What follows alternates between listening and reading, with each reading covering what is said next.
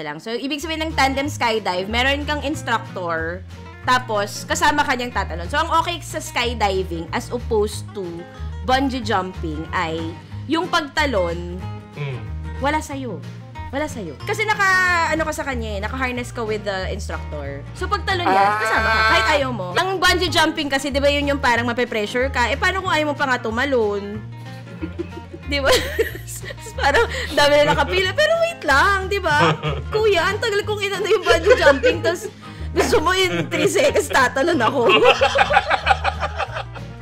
So, yung next ko sa Iceland. Pero, lagi kasi namin nababanggit na rin ito net yung Northern Lights. So, parang, wag na muna yun. So, ito, parang, bukod sa Northern Lights, itry nyo yung Glacier Walk. Yeah! Glacier Walk. So, ano to? Sa Glacier of Solheima. Star City. Glacier of Solheimajukul. Bisa na lang namin yung spelling. Totoong spelling. So, ang pangalan ng tour, South Circle and Glacier Walk. Tapos, ano siya, nasa mga 10 to 11K thousand pesos. Tapos, parang siya. So, marami kayong tour, tapos may iba't kayong mga kasama. Tapos may tour guide, ganyan. So, yung ginawa namin to, after namin magawa yung Northern Lights. Yung Northern Lights, parang, so humingi ako ng tip kay Tonet, ganyan. Na yung sa Northern Lights, parang maganda na mag-book na ng first night pa lang para in case hindi makita, uulit lang kayo ng ulit ng the next day. Sobrang swerte namin, Ted. Nakwento ko na to, di ba? Swerte nyo nga, oo, ang swerte. Sobrang swerte namin. As in, siya, parang originally, parang nag-sched kami ng 7 days sa Iceland. Just in case talaga na hindi namin makita agad. First night pa lang, nakita na namin agad yung Northern Lights. Tapos, as in, pabibo talaga yung Northern Lights. Sobrang dami. Tapos, pagbalik, para kailangan mong pumunta nga ng rural area, yung mga bulubundukin, ganyan, para clear yung skies. Pero pagbalik namin sa city, meron pa rin. Meron din. Ang lala talaga, sobrang ganda. So, parang after nun, parang carry, sige, parang pwede na namin iklian yung trip. Parang nag 5 days na kami ng Iceland. So doon na namin plinan yung mga next days na trip, ganyan. So yung the next day, nag-glacier walk na kami.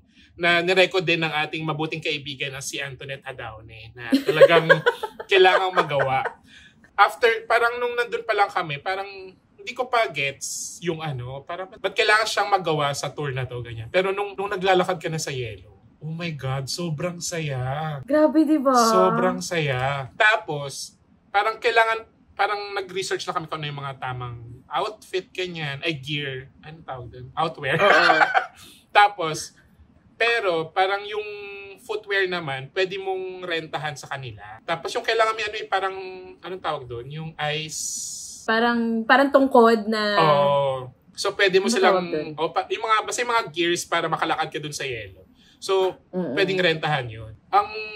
Yung pinuntahan nga namin ay Glacier of yun. Tapos, nung kinikwento sa amin nung tour guide, parang original, yung glacier daw na yun yung pinakamalaki, I think, dun sa Iceland.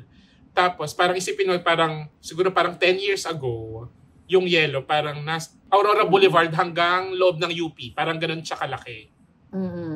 Pero nung 2022, nung time na nandun na kami, parang UP hanggang Balara na lang siya. Ganyan. Oo nga nag-recede na no. Oo, as in parang doon mo masasensa parang shit, totoo talaga yung climate change. Totoo yung global warming.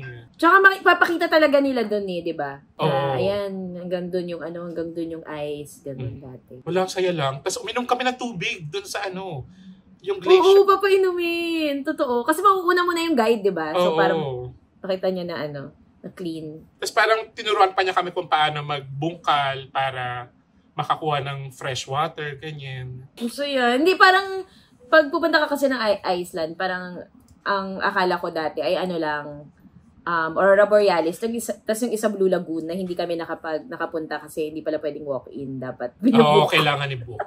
Yung Blue Lagoon, nakabook Kailangan kami. Hindi ako nakapag-Blue Lagoon. Ibang lagoon yung namin. UP Lagoon. Yung Secret Lagoon. Secret Lagoon yata. Oo, basta yun. Syempre Blue Lagoon yung Anyway, so nung naghanap nga kami ng ibang pwedeng puntahan, yun yung South Circle Tour. Tsaka bukod dun din yung tour ng mga waterfalls, di ba? Yes. Ay, hindi sa yun. Kasi isang buong araw sa kabilang side ba yun? Buong araw yung South Circle and Glacier Walk. Ibang araw yung yung mga waterfalls. Yes. Kasi usually laging may rainbow. Oo, dun sa mga falls. Hindi pinagkakait sa'yo yung rainbow. Sobrang, yung Iceland, para siyang isang malaking desktop wallpaper ng computer. Oo. Totoo. Yung Blue Lagoon, so nakabook din kami doon sa Blue Lagoon. Pero kasi parang mas artificial siya. Yung Secret Lagoon, yun yung parang kasi natural. Ba't artificial? Parang may chemical. Hindi, totoo daw. May chemical yung Blue Lagoon. Kaya ganun yung niya, kaya ganun yung itsura niya. Oo. Pero actually, yung Iceland, mas okay yun pag marunong kang mag-drive. Kapag isa sa inyo marunong mag-drive. Kasi sobrang mahal. Yun yung Iceland. Sobrang mahal ng tsaka walang public transport, di ba? Oo, sobrang mahal. So kung marunong kayo mag-drive, tapos kuha kayo ng international license, tapos makakamura kayo. Yung iba nga DIY yung Aurora yung Borealis. Tour, Oo. Syempre, mas alam nung tour kung nasaan yung Aurora Borealis. Nag-tour na lang kami. Kumain din pala kami dun sa parang doon sa hotdog stand na kinainan ni Barack Obama. Totoo. Truth be told, parang wala namang masyadong special. Mas masarap pa yung tender juicy hotdog. Tsaka meron din yung Pirate's Meal. Kumain ka? Bakit na lasa? So legit Icelandic food, shark and whale.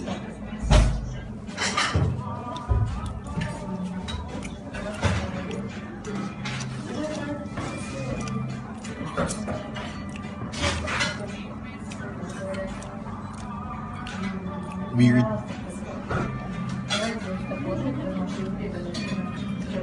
Masa pungent. Yun yung malansa. Yun yung madidescribe ko sa kanya. Pag tinanong ako, anong lasa nito? Alam ko rin kung ano talaga yung pungent. Pungent. Ito yun. Merong balls, di ba? May chicken. Si Dan yung umubos nung sa akin. Ayun. Yun yung second ko. South Circle and Glacier Walk. Ito yung pinuntahan namin ni Dana last year nung nag-Morocco kami, yung first time ko sa Africa. So nung nag-Morocco kami, from Morocco, pwede kayo makakuha kasi ng Sahara Desert na tour. So yung Morocco, kasi siya para siyang malaking market, ganyan yung Fez, yung Marrakesh, malaking market siya. So para siyang Pilipinas na market. Pero iba't iba yung mga carpets yung binibili. So para kung nag-e-enjoy ka sa shopping na pakikipagtawaran, yung maliligaw-ligaw ka, ganyan, na iba't iba talagang mga iba't ibang mga bilihin. Yun yung Marrakesh, yun yung Fez. Pero pinaka nag-enjoy ako na sana matry nyo at least once ay yung Sahara Desert na sasakay ka. Hindi nga camel yung tawag doon. Donkey. Sinabi ko na yun eh. Hindi. Euratex. Basta parang camel ride siya sa Sahara Desert. Tapos, pwede kang mag-overnight. So, parang siya, glamping. Parang sasakay ka ng camel from the base. Tapos, sa sunset, nagka-camel ride kayo. Syempre, meron kayong guide. Tapos pwede kayong tumigil, magpipicture-picture. Tapos sa dulo, merong campsite. So, nakadepende sa'yo kung budget, kung mid-range, kung luxury yung campsite nyo. So, parang siyang glamping na level. So, akala kasi ng iba, parang pagdating paano yun? Paano tayo maliligo? Paano tayo jujeb? So, ganyan, paano iihi, ganyan. May glamping siya. As in, yung tour na pipiliin mo, malaking bagay kung gaano nga ka-luxurious yung gusto mo. Kasi, aircon yung tent mo. May sarili kang banyo. Tapos para kang queen yung parang ba't kailangan mag-tent? Yung photos. Kasi malayo sa city. Kasi overnight ka. Mag-overnight ka doon. Tapos merong pa drink, so pwede kayo mag-inuman. Tapos meron talagang may isang malaking tent doon na doon kayo magdi-dinner. Doon din kayo magbe-breakfast. Tapos the next day, yung alis na ulit kayo. Pero hindi na camel ride. Ano na siya? Sasakyan na talaga. Sasakyan na talaga. Pero, yun yung isang experience, yung sobrang vast ng Sahara Desert. As in... Magkano yun? Kailangan na ba ngayon? Pero nakailang nights ba kayo? Wait. One night lang kami. One night lang kami ni Oo. So, it's either you come from Marrakesh or you come from Fez. So, depende sa sa... Pwede ring 2 nights, pwedeng... kami, Merzouga Desert. So, pwedeng 1 night, pwedeng 2 nights. Pero kami, yung iba nga umabot ng 1 week, ganun. No. Kasi pag ganun, maabutan mo both sunset and then sunrise. Kailangan, syempre, depende sa'yo kung anong full experience. Tapos, full experience. Tapos, luxury talaga yung camp. Nakadepende talaga sa'yo kung anong klaseng desert camp yung pipiliin mo. Pero, ayun, saya nung experience. Hindi mainit. Sahara Desert.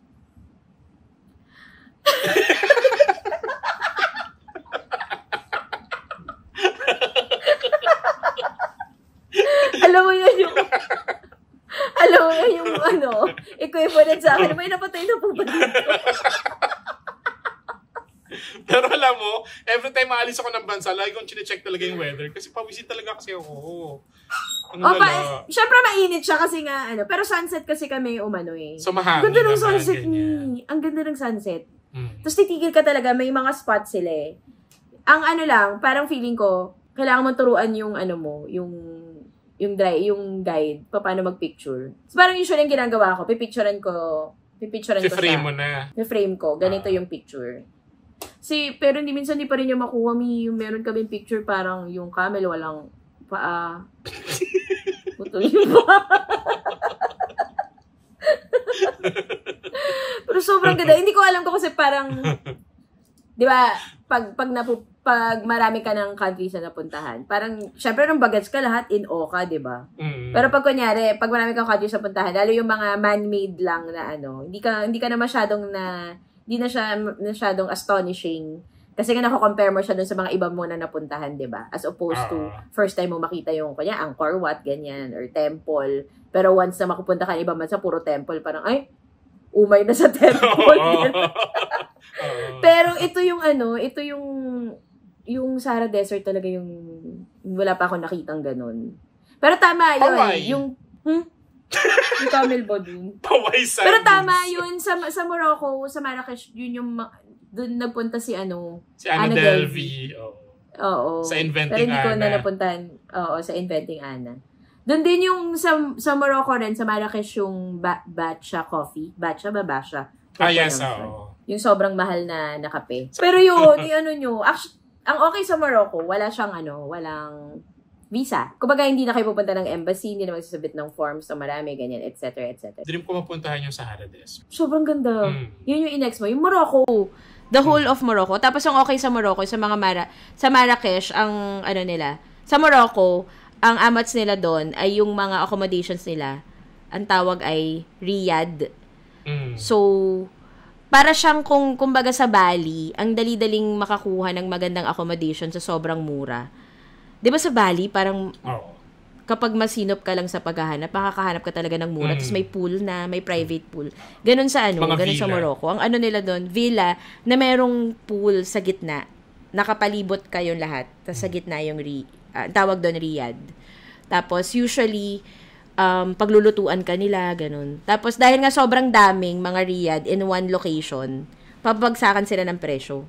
Pero yun, pasikot-sikot talaga. Yun yung isang ko doon na pag malaki yung maleta mo, medyo mahirap siyang Sa kayo, hindi kayo sa Riyadh nag-stay na? Sa Riyadh kami nag-stay. Nag-stay kami sa Riyadh.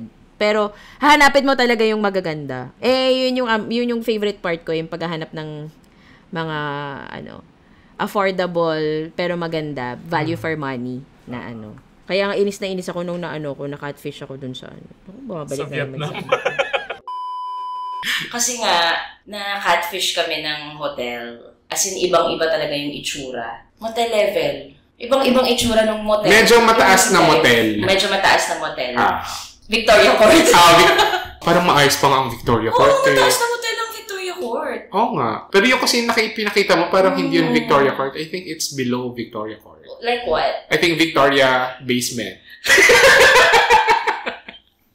Tapos, ibang-iba yung itsura sa Booking. Iba yung photos sa Booking.com. Tapos nung una pa, medyo dapat...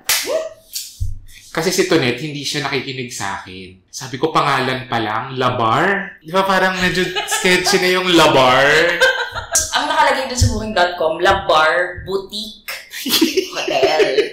So, ang ganda talaga ng picture. Tapos, ang ganda ng reviews. Tapos, ano lang siya, 13,000. Ilan yung stars? Ilang, di ba yung rating? Ano siya, 9 9? above yung ano niya.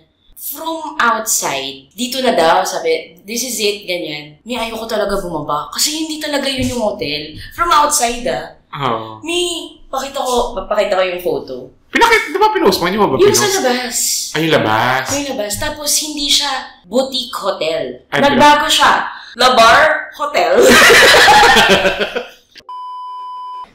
Sabi dito, direct kumusta expenses sa Morocco? Parang okay lang. Kasi pag Pinoy ka, feeling ko nga alam na nila pag Pinoy, bababaan nila eh. Yung tawad doon dapat kalahati pababa. Hindi pwedeng pa-sweet na konti-konti yung tawad. Alam na nila. Lalo yung mga carpet. Gaganda ng mga carpet, di mo lang alam pa paano uwi. Pero yung tawad, kalahati agad pababa. Hindi ka nag-uwi ng carpet? Kasi nung Bangkok, di ba nag-uwi ka ng Bangkok?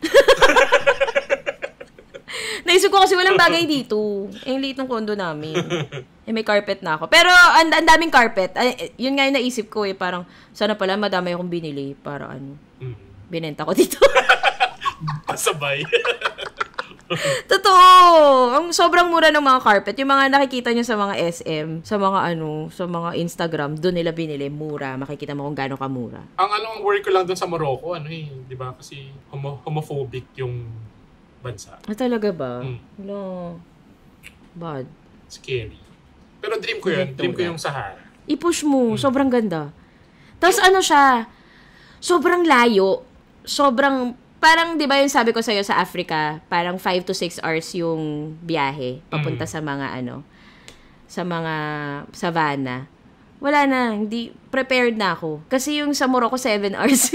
Talaga? Oo, tapos dalawa lang kami ni Dana. Chikahan lang kami ng chikahan. Tapos tulog kami, pipicture na lang kami. Ganun. Sobrang tagal. Tapos minsan titigil para may picture taking. Ganun. Yung una, syempre, titigil ka. Picture, this is the ganyan. Baba kami, ganyan. Huwag sabi, no, okay na. Go! Alis na tayo. Ayoko na dito. Nang makarating na, yun. Tagal. So, dapat yung piliin mo talaga yung kasama mo eh. Kasi kung 7 hours di kayo magchichikahan, baka may isang magpaiwan. Or jowa. Ayun. Or jowa, pwede. Yes. Doon magkakaalaman. Pero yung dati, yung nung hindi pa ako nakakapag out of the country, yung dream ko talaga, Eiffel Tower, Paris. Yung talaga yung gusto kong makita. Tapos nung nakita ko na siya in person, sabi ko, ito pala siya. Di ba may ganun? May ganun lang Di ba siya. may ganun? Okay. Oo, may ganung effect. Totoo. Ako naman, hindi ko dream yung Eiffel Tower. Hindi ko siya dream. Hindi. Kasi nga, yung sa mga, hindi ko masyadong bet nun yung mga man-made. So parang mas gusto kong makita yung syempre man-made din yung Mona Lisa. Pero mas gusto kong makita yung mga museum, mga L'Orangerie, ganyan, Orsay, ganyan. Pero merong effect pa rin yung Eiffel Tower. Parang nung unang kong kita, kilang. Pero yung effect sa akin ng Eiffel Tower, nung nag-light up siya. Oo, ng gabi. Iba. Parang may teary-eyed moment. So, yung Paris, siya, feeling ko dapat mapuntahan mo siya ng nasa medyo papunta ka ng nakaluwag-luwag pero hindi pa. Yung alam mong hikahos ka pa rin. Doon ako na. yun yung face na yun. Parang, kaya sulit na sulit. Di ba kasi mas maganda eh. Mas maganda pa ganon. Yung doon mo mararamdaman, I've made it. But not yet. Yan yung training ko talaga, 2015. Isang buwan ako nasa Europe kasi sinulit ko talaga yung Shenzhen. Tapos, 1 month ako nun. Tapos yung last stop ko nun, Austria. Nilalaglat na ako sa Austria. Sa sobrang pagod. 1 month ba naman, me? Anong takeaway mo dito? Ang takeaway ko, serious ba? Ikaw, up to you. Anong tinuro sa'yo ng Mag-travel. skydiving? mag-travel talaga. Kahit na, parang yun talaga yun yung lagi ko sasabi, luho ko talaga yung travel. So, pag mas bagets ka, mas push mo yung travel. Kasi iba yung experience pag bagets ka nagta-travel. Yung hikahos yung parang magdo-dorm ka talaga. Hostel. Anim kayo sa hostel, 'di ba? Common CR, ganyan. Iintay ka ng piece of fare. Yung mga group tour na na-try mo na ba yung dati yung wala kang pambayad sa mga just nakikiswipe ka lang.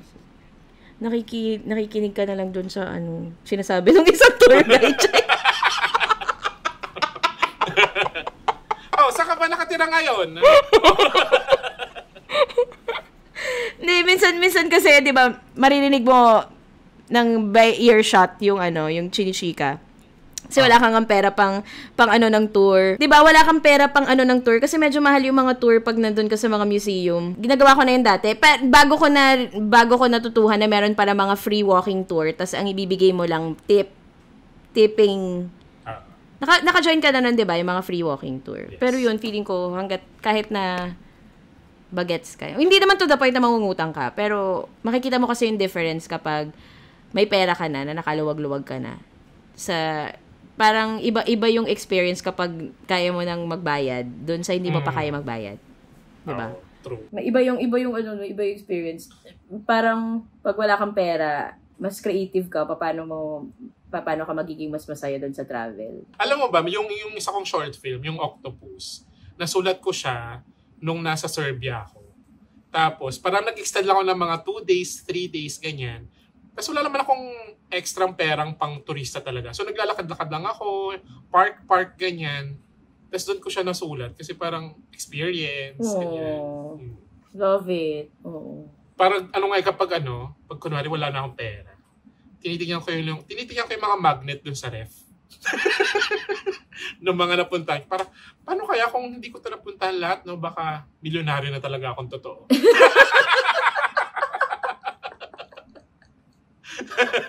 Uy, pero wala talagang, walang makaka-equal nung wisdom ng pagta-travel. Oo, totoo. As in, iba talaga yung experience. As in, iba. It makes you a better person.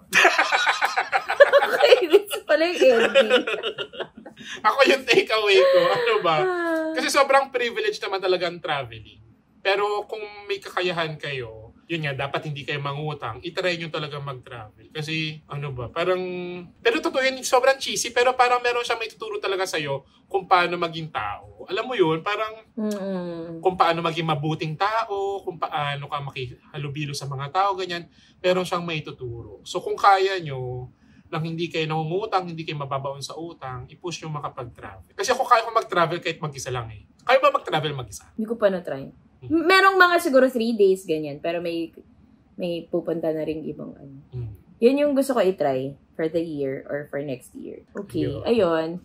O, diba? Ang dami natin nasabi. Tapos sa next na episode natin, sa series na to, another 4. So today, 4 of the 1001. So, ano nga yung sa'yo una?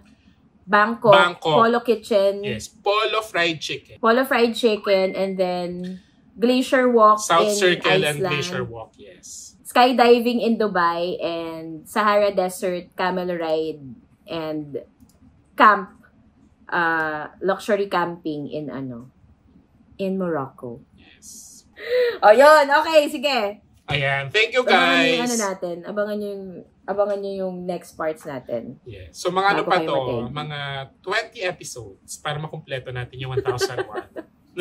Anyway, ayan. So, sa mga brands dyan, baka naman you like to partner with us, feel free to email us at angwalangkwentangpodcast@gmail.com. And if you like this episode and channel, please like and subscribe sa Ang Walang Kwentang channel. Maraming salamat sa mga nag-subscribe at lagi nag-join ng premiere. Ang premiere natin ay every Monday and Thursday, 8 p.m.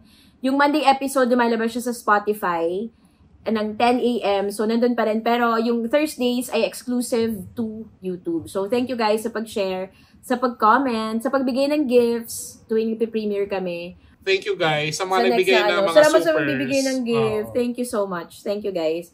Abangan nyo yung mga guests natin for September. Yes. Sabihin na natin. Maglalabas na kami dyan. Sige. Ayan, well, yun, na-move yung Cup of Joe tsaka kay Ice ng September. Tapos, Never the Stranger, si Janine Berdeen.